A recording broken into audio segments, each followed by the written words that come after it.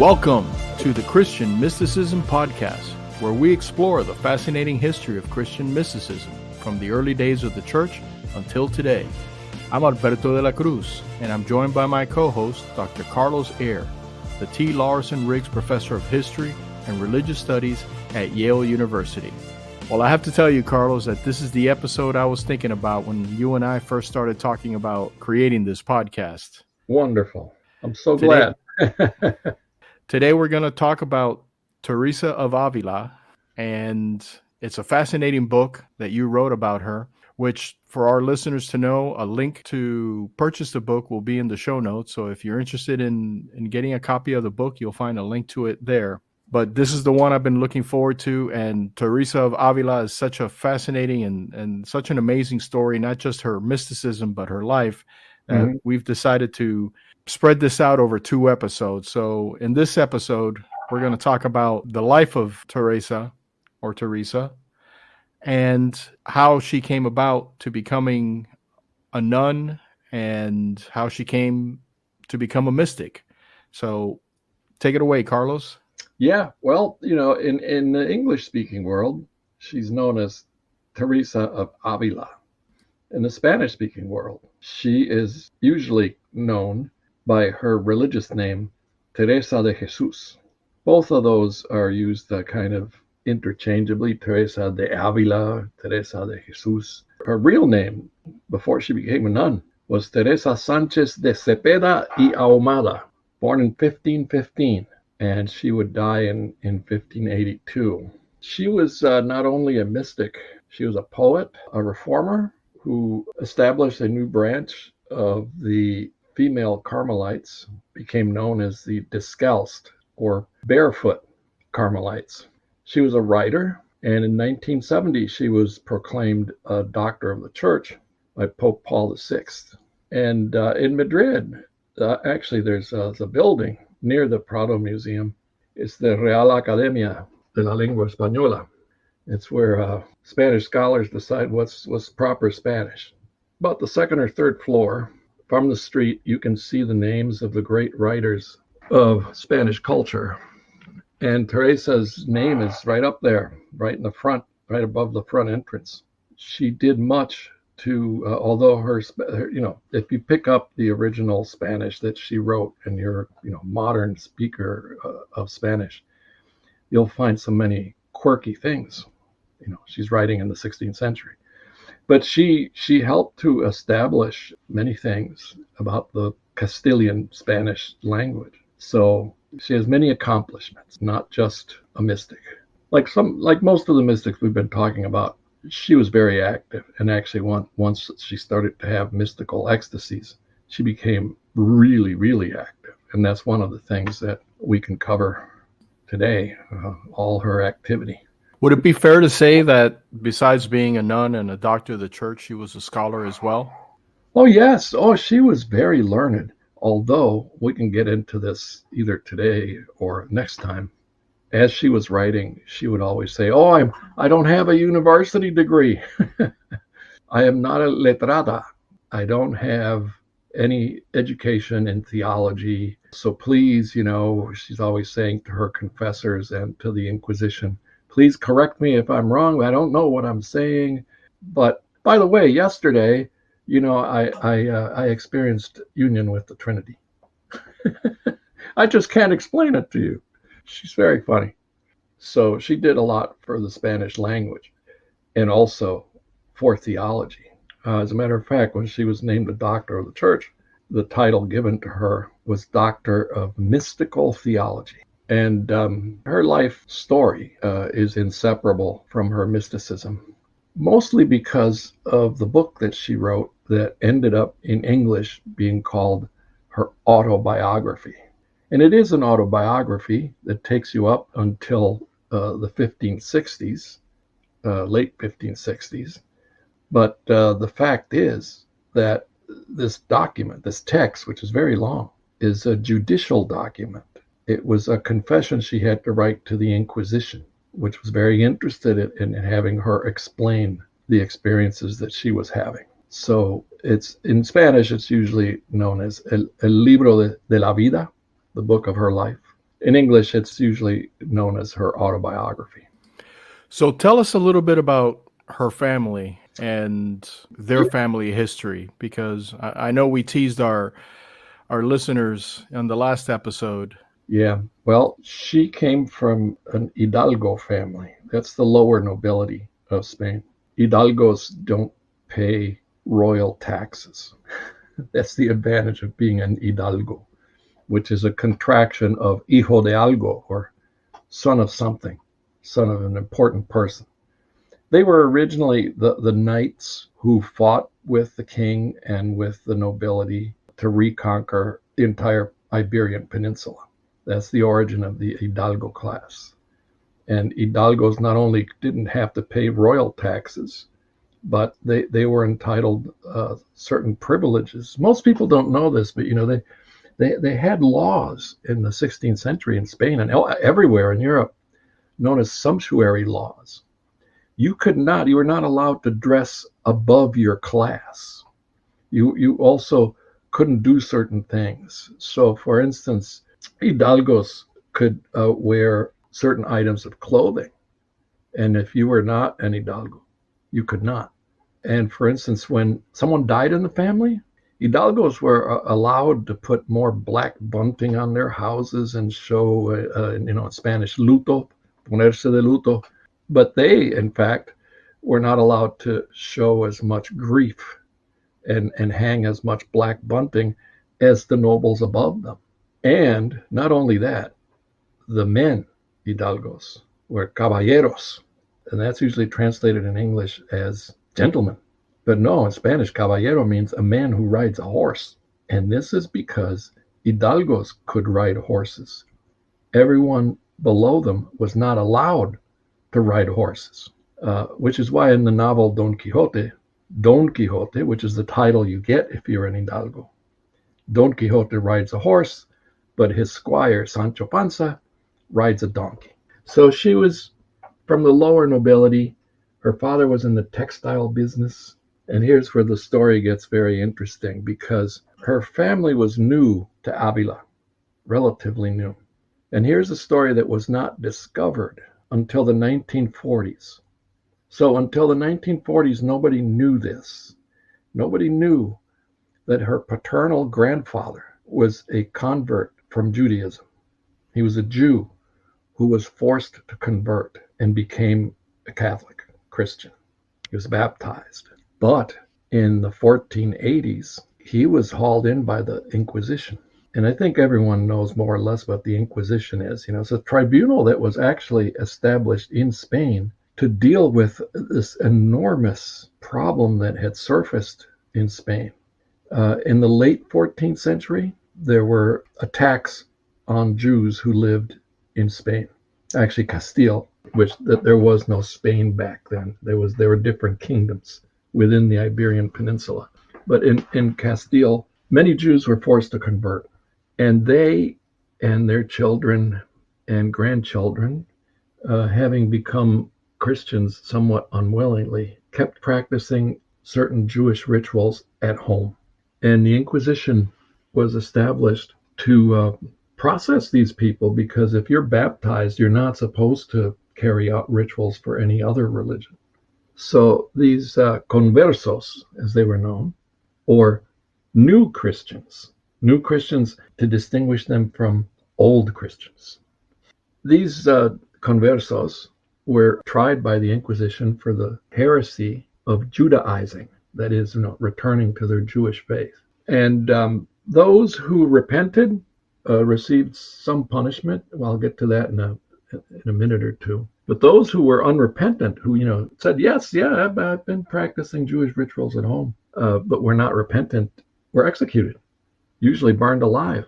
And the Inquisition was so thorough that they would even try conversos who had already died or who had escaped from the Iberian Peninsula, and they would sentence them to death, and they would take an effigy, that is like a dummy, right, a life-size dummy, and burn it. They'd be burned in absence. That's how thorough the Inquisition was, and this desire to sort of wipe out all of the secret Judaism. So this began to happen in the 15th century. But then in 1492, there were still Jews who had not converted in Spain. In 1492, Castile and Aragon, the two kingdoms that are now Spain, were united. King Ferdinand of Aragon, Isabella of Castile. 1492, they conquer the last remaining Muslim kingdom in Iberia, Granada. In that very same year, 1492 is a banner year. Isabella gives money to this crazy Italian sailor who thinks he can get to China, and everybody knows the rest of that story. Columbus stumbles onto the Bahamas, and takes him a while to figure out he's discovered a new continent. But at the very same time, Fernando and Isabella give the remaining Jews in their newly united kingdoms a very difficult choice: convert or leave. And actually, it was more than just convert or leave, because if you left, you basically lost everything that you had. Pretty much like Cubans who leave Cuba. You can't take anything with you. So we don't know numbers. We don't know how many tens of thousands converted or how many tens of thousands left, but we do know that many left Iberia and went to North Africa and went to the Eastern Mediterranean. Many of them actually ended up in what is now Greece, but was then actually in 1492 was already under Turkish rule, Muslim rule. Now, was Teresa aware of her grandfather's heritage? I don't think so, but the jury is still out on this. Many of these converso families actually continued to practice Jewish rituals at home, but many didn't. And many of those who didn't would hide it from their children. And here's the reason I don't think that she knew about it. It's the story of her grandfather.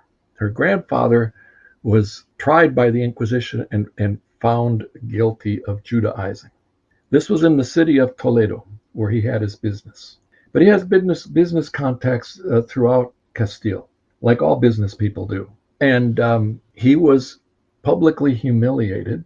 The Inquisition would have this ritual where once they had enough guilty people to expose to the shame in public, they would have what's called an auto de fe. And you would be processed throughout your city wearing a humiliating garb known as a San Benito, which had a hat on it.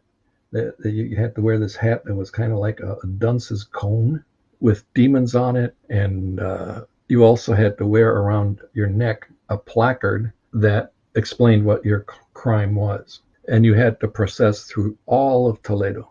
Her grandfather was processed through all the streets in Toledo. And that's not the end of the humiliation. The placard that he and everybody else was wearing, those placards would be hung in your parish church forever, so that everybody would know that you had been condemned as a Judaizer. What happened is that her grandfather, soon after his public humiliation, and remember, for a business person to be able to carry out business and live a normal life when everybody knows that he's not only a Jew, but a Judaizer, which is the same thing as being a heretic, life will be very difficult. And, there was a lot of anti-Semitism, and this is what caused this difficult moment in 1492 for the remaining Jews in Spain was anti-Semitism, either convert or leave. But it's not the same as modern anti-Semitism, which, is directed at Jews simply for being Jews. In this case, it was their religion that was being persecuted.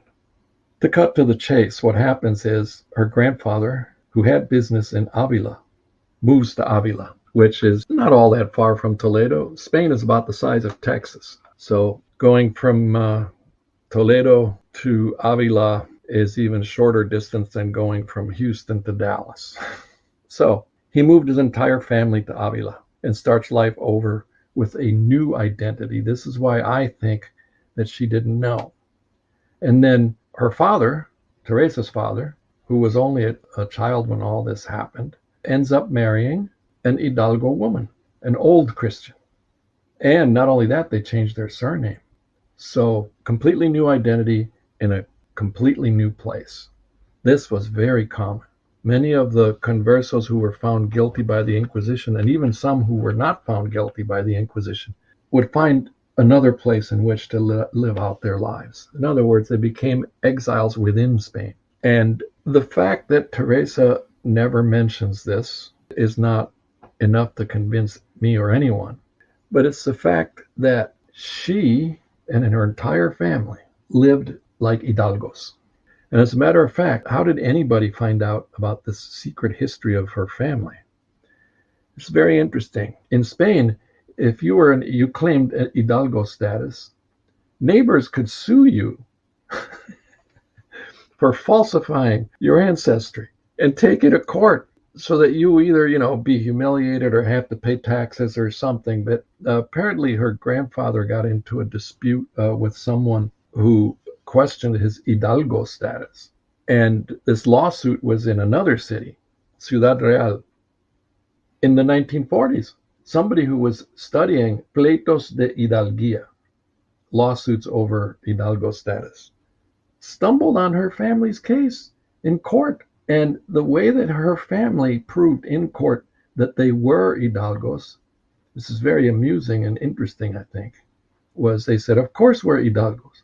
We live like hidalgos. We ride horses.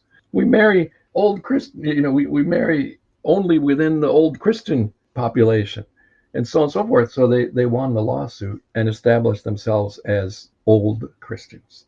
And then when she was canonized, the process of canonizing someone became very rigorous at that time, right after she died.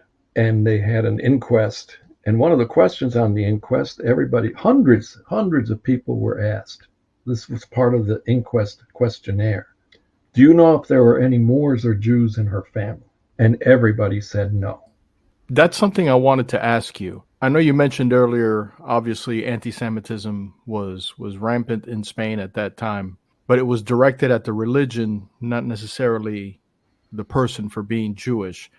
If someone was a converso, a new Christian, were they considered a lower rung in society, a lower level, or as long as they had converted, they had the same rights and the same esteem in society as long as they were converted to Christianity?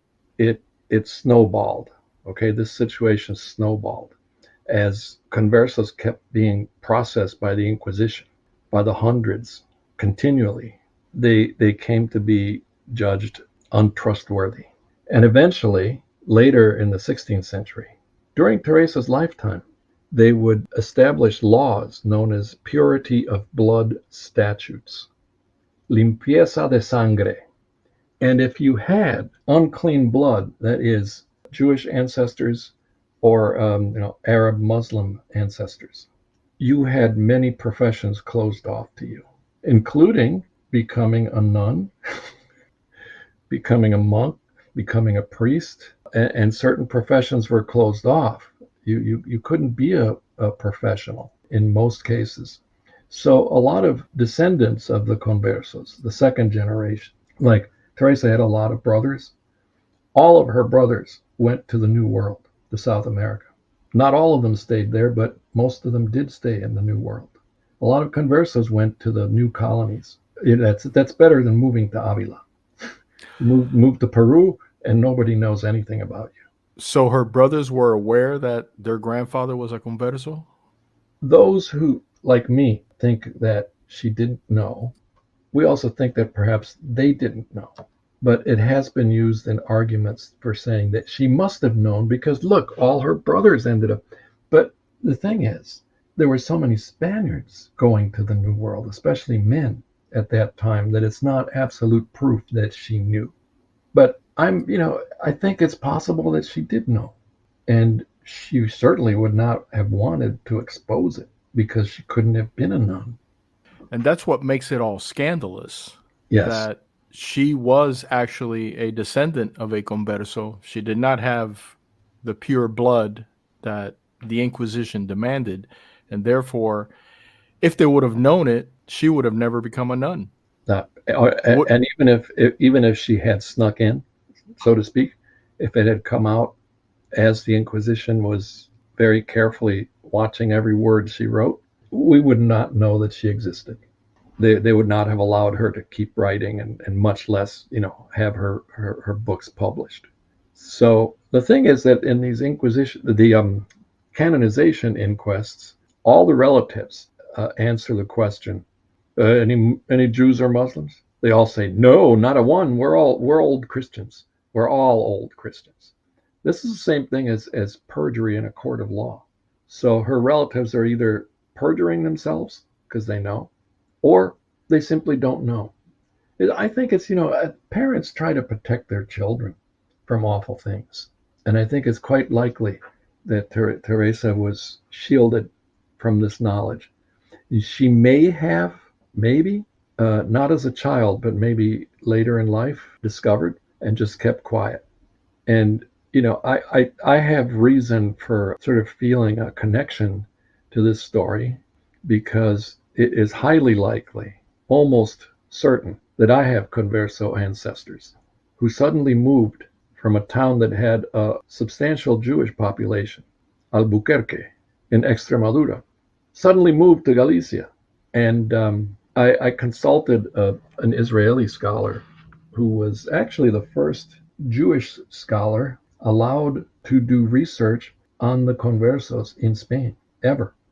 Dictator Francisco Franco allowed him to go and do this research. And I asked him about my family. And when I told him where they were from and about the sudden move and what town they were from and the surname, Nieto, he said, oh, they were Jews. And here, many of our listeners might not know how unusual this is.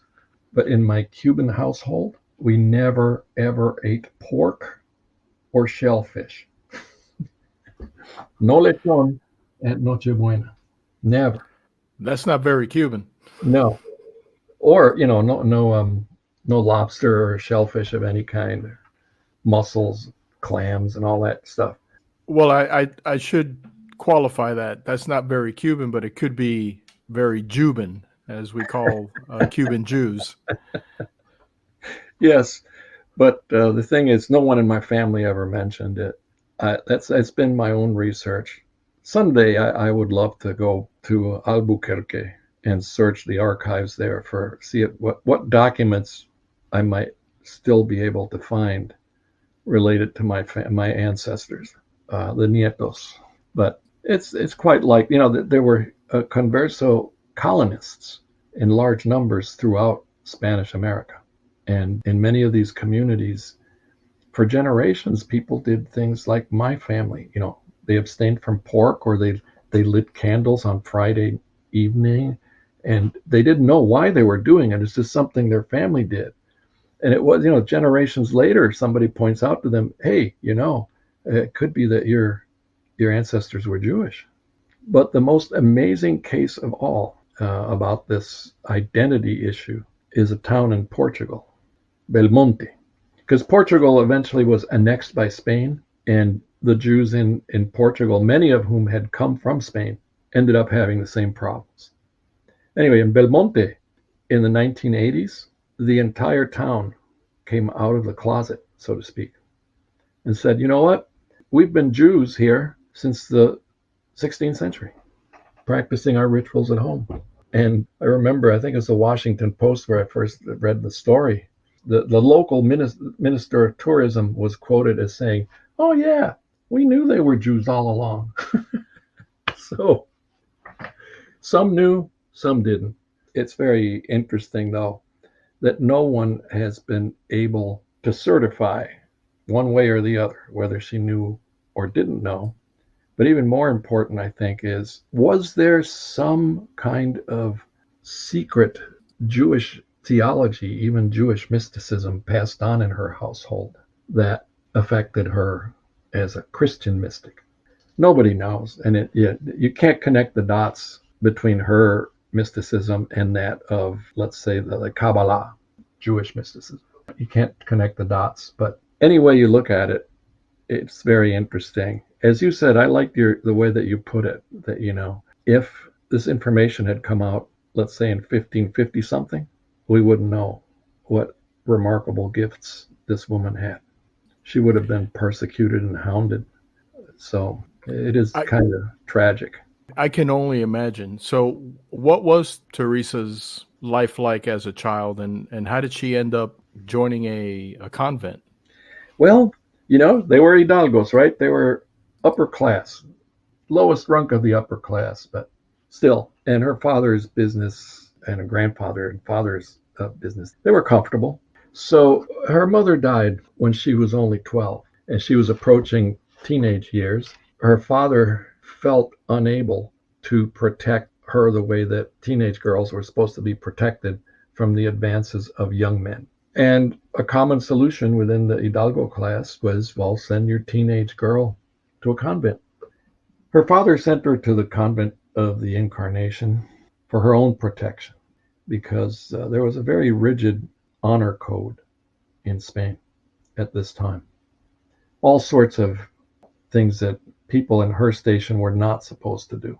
Whether you were male or female, there were many things that, honor was very important. But for women, the honor that had to be preserved was the honor of virginity. And her father was a very busy man, and he couldn't guarantee that he'd always be able to look out for her. And again, I'm going to say something that kind of shows you or can reveal to our listeners how long this honor code remained in place in Spanish culture or Hispanic culture. Because when I was a teenager in Chicago, there was a Cuban community. There were 80,000 of us in Chicago at one point, and most of us lived in the same neighborhood. And I was a teenager, and so was my brother. You couldn't go out on a date with a girl without a chaperone. And at all parties, if you were going to throw a party or you were invited to a party, there were always chaperones there, making sure that, no girl's honor was ever violated. So she ends up in a convent. And what she says about this in her so-called autobiography is that, yeah, she did what she was supposed to in the convent. She prayed with the nuns and she went through the routines that she was supposed to go through. But this convent was full of Hidalgo girls and even higher nobility. And there was a lot of traffic going in and out of the convent. And some of the wealthier girls actually had suites and servants in the convent. So it was very lax and not at all what one would expect would turn anyone into a mystic. Let me ask you, how old was Teresa when she went into the convent? Well, shortly after her mother died, so maybe 12 or 13. And that was not unusual, which was one of the reasons that monastic institutions, male and female, were filled with monks and nuns who really had no vocation. But what happened to her was that she became very ill in her late teens. So ill, in fact, that she had to leave the convent and go home. And her father was desperate, consulting as many doctors as possible. No one could find out what was wrong with this girl who was basically partially paralyzed, very weak, and there was no cure for whatever she had. Nobody could figure out what it was that she had or how to cure it. So in utter desperation, her father, knowing he could not take care of her and that doctors, traditional medicine was not helping her, took her to another town to an herbalist. In Spanish, the word is curandera, a healer. This has nothing to do with the church whatsoever or with medicine, traditional medicine anyway. So he took her to this curandera, and she couldn't help her either. As a matter of fact, she actually made her worse. Her health declined sharply in the hands of the healer. So her father resigned to the fact that she was close to death, brought her home, and she died. Or so they thought. They were preparing her funeral. They had actually already laid her out. They were having the wake. Of course, back then there were no funeral homes, funeral parlors, and this is done at home. And they held a mirror up to her nose. This was the way that, without electronic equipment to see if your heart is still beating or you have brain waves. This is how they tried to figure out if somebody was dead or alive.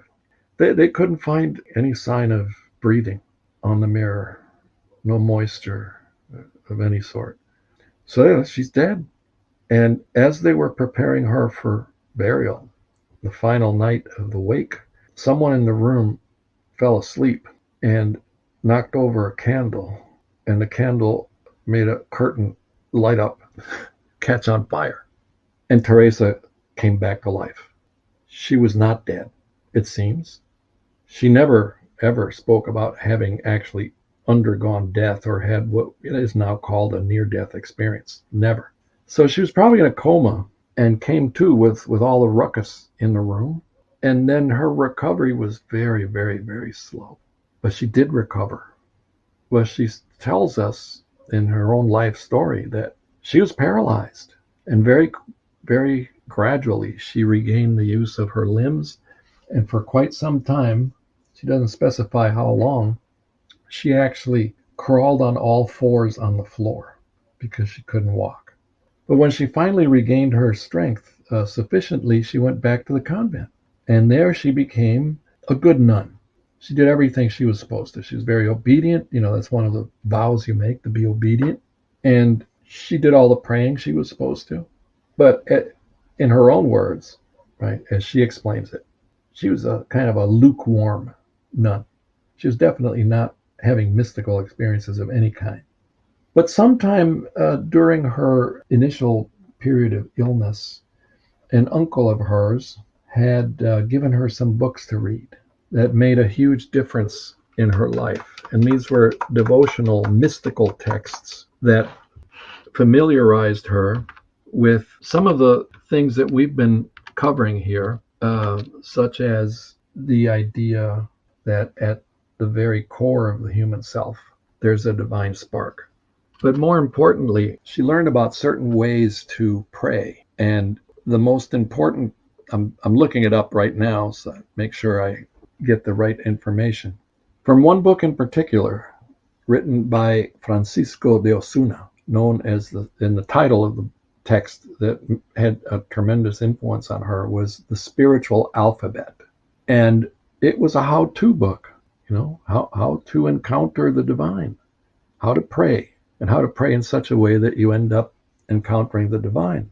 And what she learned from the spiritual alphabet was a milder version of what one can find in Meister Eckhart and his disciples.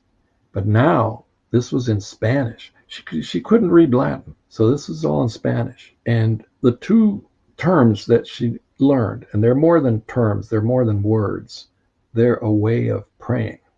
The first is recogimiento, usually translated in English as recollection or inner stillness, straight out of the cloud of unknowing, right? This is sort of what the cloud of unknowing describes as the cloud of forgetting or the naked intent towards God. Recogimiento, for those who know Spanish, that word actually has to me anyway, I get a picture in my mind, because to recoger is to gather up things that are scattered, right? So recollection or inner stillness is bringing in all these parts of yourself together to this inner stillness. And the other concept that she learned, which is also a way of praying, is dejamiento, or self-abandonment, or, as Eckhart would say, letting go.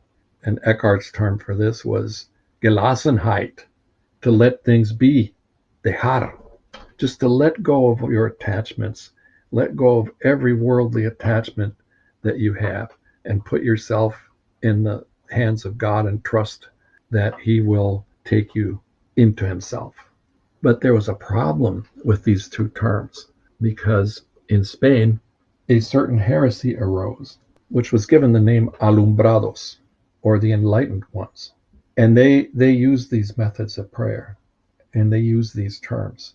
But they were accused of claiming that this method of prayer could take you to a certain state of prayer in which you were no longer praying, but God was praying in you. And that if you reached this stage, you couldn't sin. Were there alumbrados? Yes, there were. Did they all practice this? No, not really, not all of them, but some did. But the fact that she, had this text and read it, would later surface in her dealings with the Inquisition. Another author she read was a Franciscan, Pedro de Alcántara, who was a descalced Franciscan. Those were very, very strict Franciscans who wore no shoes, they wore sandals, who was a very, very holy. These are her words. This is how she described Pedro de Alcántara, whom she would later meet. He was so extremely thin that he seemed to be made of nothing more than tree roots. He was very holy and also very kind, though he was a man of a few words unless asked a question, and his responses were exquisite because of his deep understanding. And the books her uncle gave her and other books that she picked up in 1559, most of them would be placed on the index of forbidden books. And she writes in her so-called autobiography that it broke her heart. Her favorite books in Spanish, she could no longer read. But she says, oh, but by that time I didn't need them.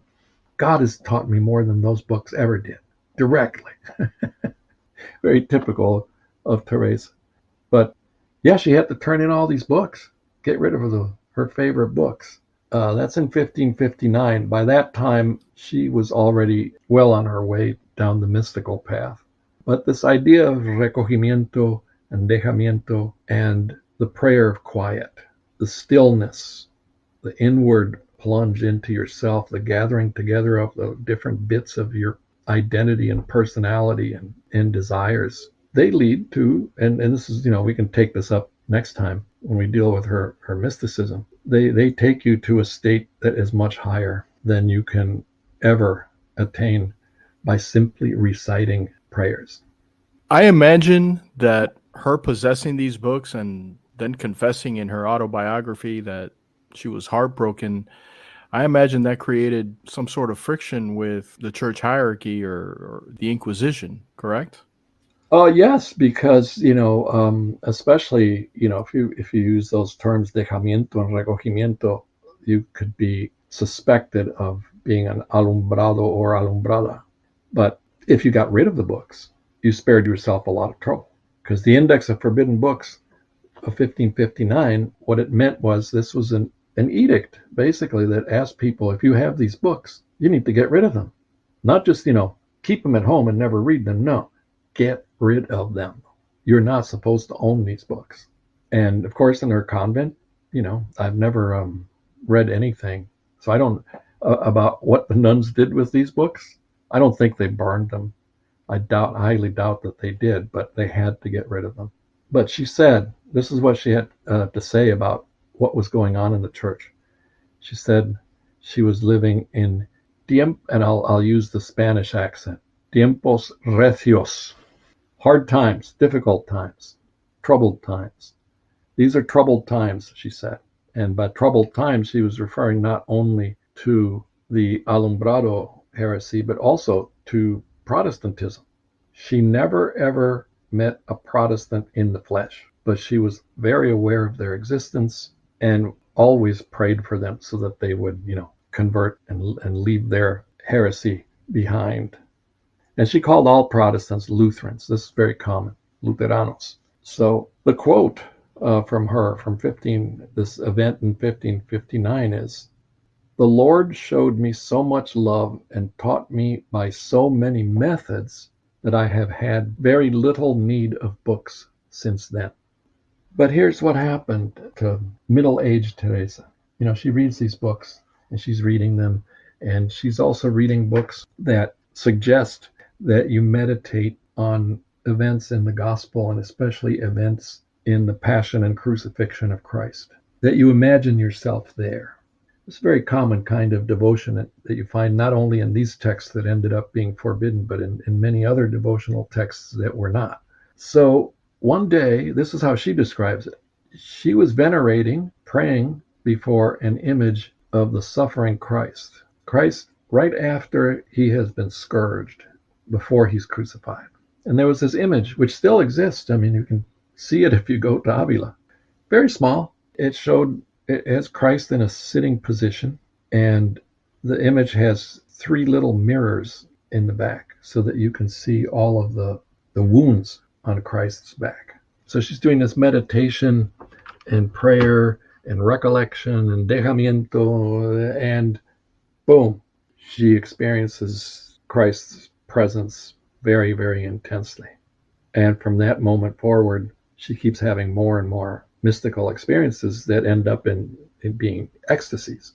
And I should point out at this point, right now, though, that her life up to that point, as she writes about it, is one of sort of being like half asleep and not really alive, not fully alive. But from that point forward, this woman who came so close to death and had to crawl on all fours becomes a dynamo of activity. And she will end up not only creating a new branch of her order, where all of those privileged girls are no longer allowed to have servants or constant visitors and all. No, very strict enclosure, and very strict adherence to poverty. And they end up becoming those descalzos, the descalced Carmelites. She would go on to establish 17 new convents, including a new convent in Avila, her first. She eventually gets out of the convent of the Incarnation, brings some nuns with her. Someone gives them a house inside the town, inside Avila, where she establishes the convent of St. Joseph. And they adhere to the original Carmelite rule from the 13th century very, very, very strictly. And here's one of the more interesting things about this reform of hers, is that part of the reform is that in addition to vocal prayer, right, which is what nuns do, they pray as a community vocally, they recite or chant prayer. The nuns would have time for silent prayer. And it's like a mystical incubator, right? This new Carmelite convent. But even more impressive to me is that there was a lot of opposition in Avila to establishing another Carmelite convent, because what she changed was that at the convent of the Incarnation, all these privileged girls, if you dropped your daughter off and she became a nun and you were the father, you had to give the convent a dowry. It was just like she was getting married. It was probably a lesser amount than an actual marriage dowry, but it was still a substantial amount of money. And this is how these convents sustained themselves, through dowries, which meant that you only had privileged girls become nuns. No peasant girl, no shepherd girl could become a nun because there was no dowry money. What she changed was, okay, fine. If your family has money and you can give the convent a dowry, fine. But if your family doesn't have money, you're welcome. Come on in. We'll take you in. And then they live mostly by begging. That's why the town was so opposed to establishing not just another Carmelite convent, but that kind of convent. So what she does is she opens up the nuns in her convent, not just to silent prayer, dejamiento, recogimiento, but she also opens the door to underprivileged girls and women. And the nun who would become her right-hand woman and constant companion is one of these poor girls. Ana de San Bartolome was a shepherd girl, illiterate, and Teresa taught her to read and write. And later on, it would be Ana de San Bartolome who takes Teresa's Carmelite reform and her mysticism into France and the Low Countries. And another amazing woman who wrote not one, but two autobiographies. But Teresa would, of course, to get the funds and the houses, buildings to establish all these convents, she traveled all over the Iberian Peninsula, Castile, begging donors to, help her out, help her establish convents. And one of these patrons would be one of the most powerful men in Spain, the Duke of Alba. The Duke of Alba would establish a Carmelite convent at Alba de Tormes, not too far from Avila. And that's where she would die in 1582. And why was she there? Well, she had been summoned there because one of the Duke of Alba's daughters was getting married, and they wanted Teresa there. By the time she dies in 1582, she is considered a living saint. And we can come back to this the next time we deal with Teresa, is how even though she was closely investigated by the Inquisition, when she becomes this very active dynamo, establishing convents everywhere. And she keeps writing, keeps writing, and keeps writing, and keeps writing. And the king, Philip II, learns of her and becomes very much one of her supporters. As a matter of fact, that autobiography of hers, which is a judicial document, the Inquisition ordered that all copies be destroyed because they still weren't sure. And she's already establishing convents and so on, but no, the Inquisition won't allow anyone to own or read her autobiography. Of course, this is not printed. This is written out, copied by hand.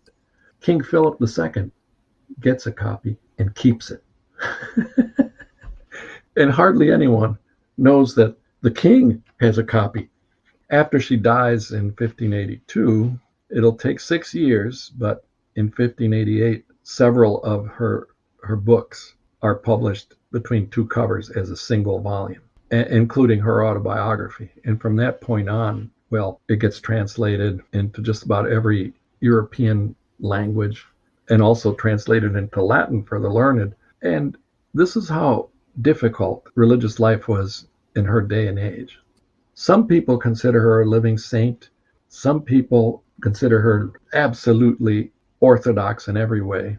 But some people still consider her a heretic. And especially there were members of the Dominican order who kept denouncing her to the Inquisition, even after she was dead, up until 1619 when she was beatified. And the Inquisition kept receiving these accusations until then. But after that point, when she's beatified, that's the ultimate seal of approval for anybody. And then she becomes kind of the giant that she is known as up to now. I think it's obvious how her work was distributed, that even the king had a copy of her autobiography, had so much influence at her time. And not only at her time, to this very day, she is revered and loved and studied. I think it's just amazing how her work and her life and all that she's done has survived for 500 years. It's quite amazing. Yes. And we can add another layer of amazement to this, is that she was a woman. She didn't have a degree in theology, like all the men who were examining her constantly. And yet she achieves this status not just as a living saint, but as a mystical theologian, right? Who ends up being revered by many learned male clerics. And not just revered, but basically adored by some of those around her, right? She was la Madre Teresa, la Santa Madre. People are calling her la Santa Madre even before she is beatified or canonized. As a matter of fact, I'm going to read to you the title page of the very first edition of her texts, of her books. It's entitled in Spanish, Obras de la Gloriosa Madre Santa Teresa de Jesús, fundadora de la Reforma de la Orden de Nuestra Señora del Carmen. The works of the glorious Mother Saint Teresa of Jesus, founder of the Reform of the Order of Our Lady of Carmel. This is 1588. She's only been dead 6 years. She's not a santa. She's not a saint. She's not even blessed. And yet in the title page, she's already being called a saint. Her life, as we've learned in today's podcast, is an amazing story. From the very beginning, her family history, what she went through, her illnesses, her run-ins with the Inquisition, all the wonderful things she did in reforming the Carmelites. But I think in the next episode, our listeners are going to find it even more amazing, the visions and the ecstasies that she experienced as a mystic. Yes, and that's something that would also be popularized. It wouldn't be just for nuns. That's the other thing, is that this stuff breaks out of the convent and reaches lay people.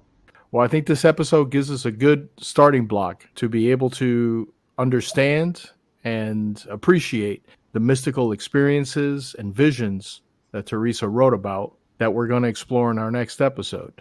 So thank you, Carlos, for helping us understand who St. Teresa of Avila is. And on the next episode, we're going to learn the amazing visions and mystic experiences she went through. So until the next episode, thank you for listening to the Christian Mysticism Podcast. If you have any questions for Dr. Eire, you'll find our email address in the show notes. Just send it over and we'll try to answer it in a future episode. And don't forget to click the subscribe button so you don't miss the next episode of the Christian Mysticism Podcast.